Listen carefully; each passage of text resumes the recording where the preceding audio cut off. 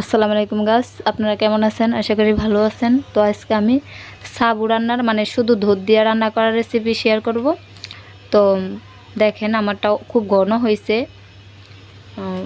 প্রথমে আমি একটা ডেগের মধ্যে দুধ বসাই দিলাম গরম করার জন্যে। তো ভালো করে এটা গরম করতে হবে। বলক ওঠার পরে তারপরে মানে যা দেওয়ার দরকার আমি দেব। তো আপনারা আমার চ্যানেলটা একটু সাবস্ক্রাইব করবেন, ফলো দিয়ে রাখবেন যদি ভিডিও দেখতে ভালো লাগে। আর না ভালো লাগলে সাবস্ক্রাইব করে আর সাবস্ক্রাইব উঠাইবেন না ভাই, এটা দেখলে কষ্ট লাগে। তো প্রথমে আমার দুটা বলক উঠে গেছে। এখন আমি দুইটা এলাচ, দুইটা লবঙ্গ আর একটা তেজপাতা দিয়ে দিলাম। তো এটি আমি জাল করে নেব, ভালো করে জাল করে নেব। তারপর দুধটা অনেকটা শুকিয়ে নেব। আর আমি সাবুটা একটু ঘন ঘন করছি, আপনারা চাইলে পাতলাও করতে পারেন। সাবু অনেক রকমই রান্না করা যায়, আর আমি আজকে শুধু দেখালাম দুধ দিয়ে রান্না করার রেসিপি।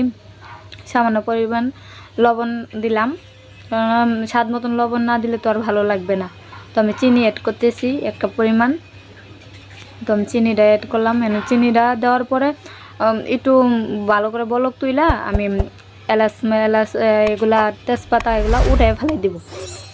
এই দেখেন আমি উঠাই ফেলাই দিতেছি। এখন আমি সাবুটা দেব।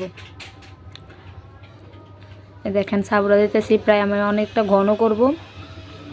আপনারা চাইলে পাতলাও করতে পারেন, ঘনও করতে পারেন, মানে যার যেইভাবে খেতে ভালো লাগে এইভাবেই মানে রান্না করে খেলে ভালো হয়। আর তো আমি ঘনটা পছন্দ করি। দেখেন প্রায় অনেকটা ঘন হয়ে গেছে, আর সাবুটা অনেকটা হয়ে গেছে। দেখেন কত সুন্দর হয়েছে, ঘন ঘন হয়েছে। ঘন ঘন হওয়াটাই এক স্বাদ, আর পাতলাটাই এক স্বাদ। পাতলাটার মধ্যে নারিকেল দিলে বা অন্য কিছু দিলে, কিশমিশ বাদাম দিলে, অনেক কিছু দিলে ভালো লাগে। আর যে যে এইভাবে খেতে পছন্দ করে ওইভাবেই মানে রান্না করলে ভালো আমি মনে করি।